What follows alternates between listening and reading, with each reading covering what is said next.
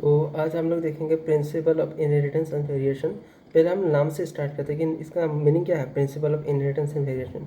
तो हमें बोल रहा है प्रिंसिपल ऑफ इनहेरिटेंस। इनहेरिटेंस का मतलब होता है कि कोई एक जनरेशन से दूसरा जनरेशन तक, मतलब फादर से या फिर मदर से अपने बच्चे तक कैसे कैरेक्टर पास ऑन होता है, उस प्रोसेस को हम लोग बोलते हैं इनहेरिटेंस।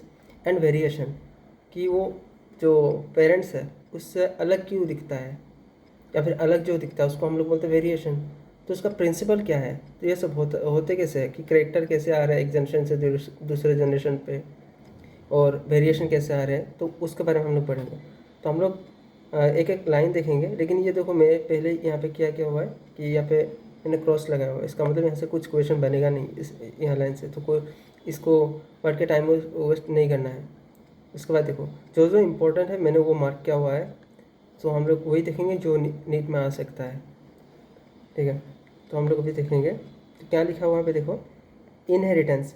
इनहेरिटेंस क्या है, तुम्हारा एक प्रोसेस है जिसके थ्रू क्या होगा, कैरेक्टर पास्ट होगा। कहाँ से, पेरेंट से प्रोजनी तक। तो समझ आ गया, इनहेरिटेंस क्या होता है, एक प्रोसेस होता है। जिससे क्या होता है, पेरेंट से प्रोजनी तक कैरेक्टर, प्रोजनी मतलब बच्चा, तो पेरेंट्स से बच्चे तक कैसे कैरेक्टर पास ऑन हो रहा है उसके बारे में, उसको बोलते हैं हम लोग इनहेरिटेंस, उस प्रोसेस को।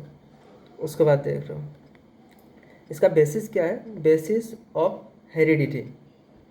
तो इसका बेसिस क्या है हम लोग का, अगर क्वेश्चन आए कि तुम्हारा जो इनहेरिटेंस है वो प्रोसेस है तुम्हारा, और इसका बेसिस क्या है, तो उसको बोलते हैं हम लोग हेरिडिटी।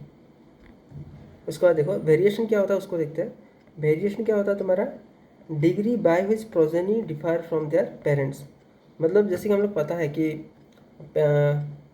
कभी कभार ऐसे दिखता है कि पेरेंट्स के साथ काफ़ी सिमिलर होता है बच्चे, हो सकता है उसका मम्मी के साथ सिमिलर हो या पापा के साथ सिमिलर हो, लेकिन कभी कभी जितना भी सिमिलर क्यों ना हो, कुछ तो डिफरेंस दिखता ही है बच्चे में और पेरेंट्स में। जो बच्चे में डिफरेंस दिख रहा है ना, पेरेंट्स से जो डिफरेंस दिख रहा है, तो उसको हम लोग क्या बोलते हैं, वेरिएशन बोलते हैं। उसके बाद देखते हैं कि humans new age early age 8000 to 1000 BC that one of the causes of variation.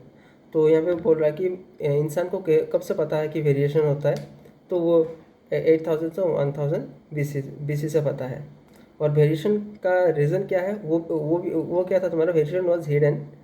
Variation क्या था तुम्हारा, हिडन था इन सेक्चुअल रिप्रोडक्शन। और ये भी पता था सबको कि जो वेरिएशन आ रहा है ना बच्चे पे, जो पेरेंट्स अलग दिख रहा है, उसका रीज़न भी क्या है तुम्हारा, सेक्चुअल रिप्रोडक्शन है। ये भी पता था लोगों को। उसके बाद देखो, they exploited the variations that are naturally present in the wild population। तो उन लोग को कहाँ पे दिखता था वेरिएशन, तो और जो वेरिएशन दिख रहा है तो नेचुरली दिख रहा था सबको कि कैसे वेरिएशन आ रहा है। नॉर्मली हम लोग को बोलते हैं ना, बच्चा पैदा होने के बाद बोलते कि अरे ये तो मम्मी के साथ, मम्मी के जैसा इसका आँख का कलर है, या फिर इसका स्किन कलर उसका पापा जैसा है, या फिर कुछ डिफरेंस दिखता है कि मम्मी की तरफ भी, मम्मी जैसा भी नहीं है, पापा जैसा ही नहीं है। तो वो हम लोग को पहले से ही पता है, बस एक्चुअल रीज़न पता नहीं था कि वो आता है कैसे, किस प्रोसेस से आता है। उसके बाद देखते हैं, of plants and animals to selectively breed and select for organism that possessed desirable characters.